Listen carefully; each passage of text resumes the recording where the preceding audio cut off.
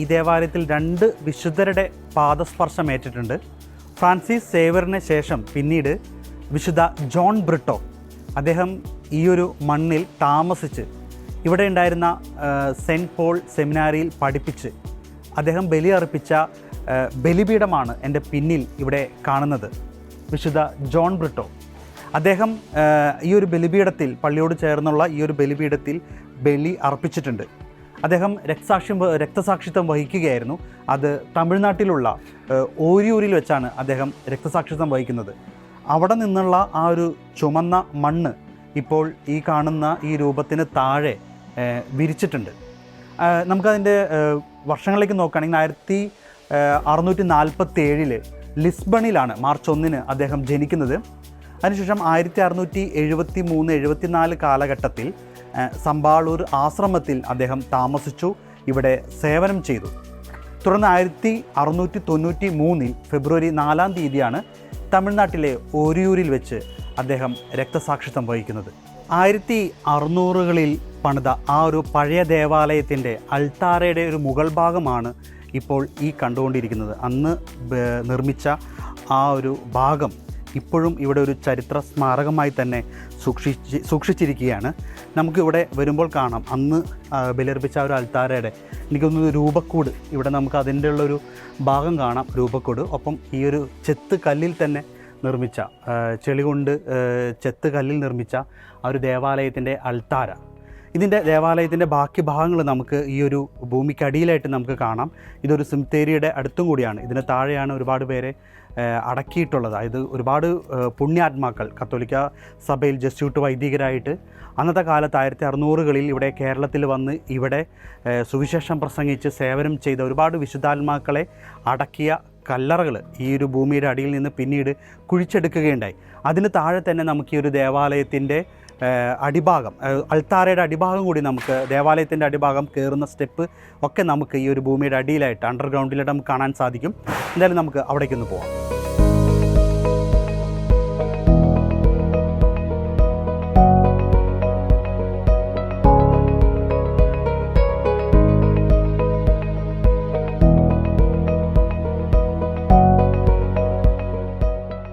സമ്പാളൂർ എന്ന ഈ പുണ്യഭൂമിയിലെ ചരിത്രത്തിലെ ശേഷിപ്പുകൾ സൂക്ഷിച്ചിരിക്കുന്ന ഒരു ഇടത്തിലേക്കാണ് ഇപ്പോൾ നമ്മൾ പോകുന്നത്.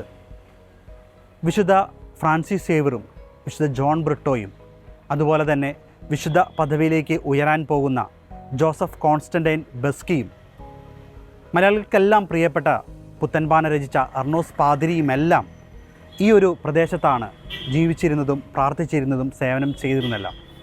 ആ സമയത്തെ ഇവിടുത്തെ സെമിനാരിയുടെയും ആശ്രമത്തിൻ്റെയും ദേവാലയത്തിൻ്റെ എല്ലാം ശേഷിപ്പുകൾ ഭൂമിക്ക് അടിയിലായിട്ട് ഇപ്പോഴും ഇവിടെ സൂക്ഷിച്ചിരിക്കുകയാണ്. അതിൻ്റെ ഒരു ദൃശ്യങ്ങളിലേക്ക് നമുക്ക് പോകാം.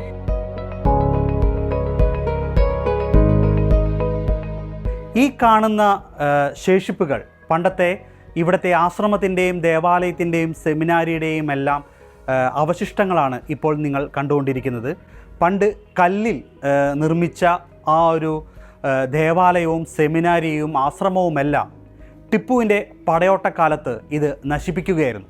ഈ ചരിത്രഭൂമിയുടെ പ്രാധാന്യം കണക്കിലെടുത്ത് പിന്നീട് ഇവിടെ ഖനനം ചെയ്തുകൊണ്ടാണ് ഈ ചരിത്രശേഷിപ്പുകൾ, അവശിഷ്ടങ്ങളൊക്കെ നമുക്ക് പിന്നീട് കണ്ടെത്താൻ സാധിച്ചത്. ഇപ്പോൾ നമ്മൾ കണ്ടുകൊണ്ടിരിക്കുന്നതാണ് father Joseph Constantine Beschi, Jesuit വൈദികൻ.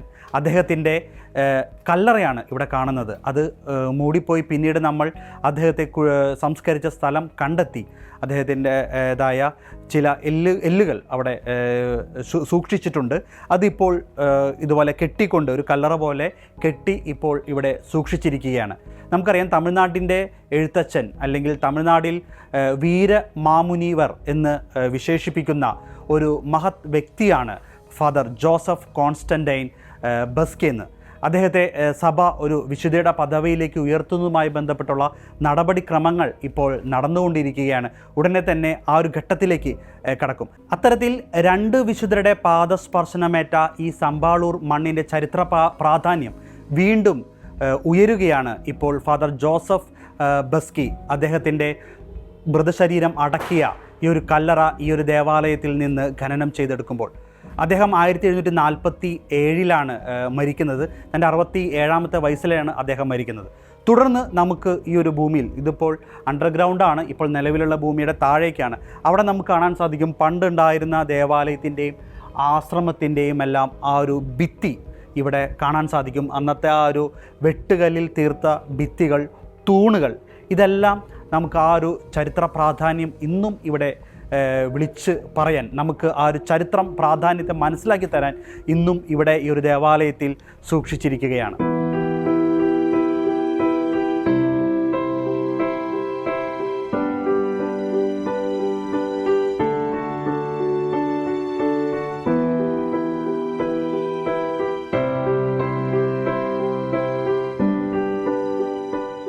ആയിരത്തി 1600കളിൽ പണിത ഈ സമ്പാളൂരിലെ ആദ്യ ദേവാലയത്തിൻ്റെ ചരിത്രശേഷിപ്പിലാണ് ഇപ്പോൾ ഞാൻ നിൽക്കുന്നത്. ഈ ഒരു ദേവാലയത്തിൻ്റെ മുഖവാരം അല്ലെങ്കിൽ ആ ഒരു കവാടത്തിന് മുമ്പിലുള്ള ഒരു ഭാഗം എന്ന് നമുക്കൊരു പക്ഷേ ഇതിനെ വിളിക്കാം. നമുക്ക് അവിടേക്ക് നോക്കുമ്പോൾ കാണാം അവിടെ ഒരു കവാടം, കൃത്യമായി ഒരു കവാടവും ഒപ്പം ഒരു സ്റ്റെപ്പും 2 തൂണും, അന്ന് നിർമ്മിച്ചിരുന്ന ആ ഒരു തൂണ് നമുക്കിവിടെ കാണാൻ സാധിക്കും. നമ്മൾ നേരത്തെ വിശുദ്ധ ജോൺ ബ്രിട്ടോ ബലി അർപ്പിച്ച ആ ഒരു അൾത്താര ഇതിൻ്റെ പുറകിലായിട്ടാണ് കൃത്യം വരുന്നത്. അത്തരത്തിൽ ആ ഒരു ദേവാലയത്തിലേക്ക് പ്രവേശിച്ചിരുന്നത് ഈ ഒരു വഴിയിലൂടെ ആണ് എന്നതാണ് നമുക്ക് ഇവിടത്തെ കാണാൻ സാധിക്കുന്നത്. അത്തരത്തിൽ ഈ ഒരു ചരിത്ര ശേഷിപ്പ് ഇന്നും പറയുന്ന ആ ഒരു വസ്തുത ഈ ഒരു ഭൂമിയുടെ പ്രാധാന്യമാണ്. 2 വിശുദ്ധർ, വിശുദ്ധ ഫ്രാൻസിസ് സേവ്യർ അതുപോലെ തന്നെ വിശുദ്ധ ജോൺ ബ്രിട്ടോ ഈ ദേവാലയത്തിലെത്തി ബലി അർപ്പിച്ചിരുന്നു. വിശുദ്ധ പദവിയിലേക്ക് ഉയരുന്ന നാമകരണ നടപടികളിലേക്ക് ആരംഭിക്കാൻ പോകുന്ന ഫാദർ ജോസഫ് കോൺസ്റ്റന്റിൻ ബസ്കി, അതോടൊപ്പം തന്നെ അർണോസ് പാദ്രി, ഇവരെല്ലാം പ്രാർത്ഥനയിൽ ഉയർന്നിരുന്നത്, പ്രാർത്ഥിച്ചിരുന്നത് ഒക്കെ ഈ ഒരു ദേവാലയത്തിൽ വെച്ചാണ്. പിന്നീട് ടിപ്പു സുൽത്താൻ്റെ കാലഘട്ടത്തിൽ നേരത്തെ പറഞ്ഞതുപോലെ തന്നെ ഈ ഒരു ദേവാലയവും ഇതുമായി ബന്ധപ്പെട്ടതെല്ലാം നശിപ്പിക്കപ്പെട്ടു, മണ്ണ് വന്ന് മൂടി, ഇതെല്ലാം ഭൂമിക്കടിയിലായി. അതിനുശേഷമാണ് വീണ്ടും ഇത് ഖനനം ചെയ്ത് ഈ ചരിത്രശേഷിപ്പുകൾ ഇന്നിവിടെ ഈ കാണുന്ന രീതിയിലേക്ക് ഇപ്പോൾ സൂക്ഷിച്ചിരിക്കുന്നത്.